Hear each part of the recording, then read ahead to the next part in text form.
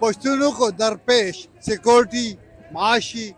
انتظامی اور دیگر مسائل کے حل کے لیے کالعدم قرار دی جانے والی پشتون تحفظ تحریک کے زیر اہتمام سے روزہ گرینڈ پختون جرگہ کے آج تیسرا دن ہے۔ آج یہاں سے چند ہی لمحوں بعد یہاں پر لوگ جمع ہوں گے، جس سے پشتون تحفظ تحریک کے سربراہ منظور پشتین اور دیگر لوگ خطاب کریں گے، اور اس میں آج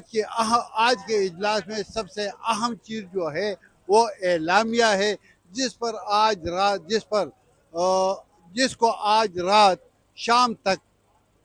پیش کرنے کی توقع ہے۔ خیبر پختونخوا، بلوچستان اور پاکستان کے دیگر علاقوں میں دہشت گردی کے واقعات ہو رہے ہیں، اس پر انہوں نے اظہار خیال کیا ہے، تو توقع ہے کہ اس دہشت گردی اور تشدد کے خاتمے کے لیے اعلامیہ میں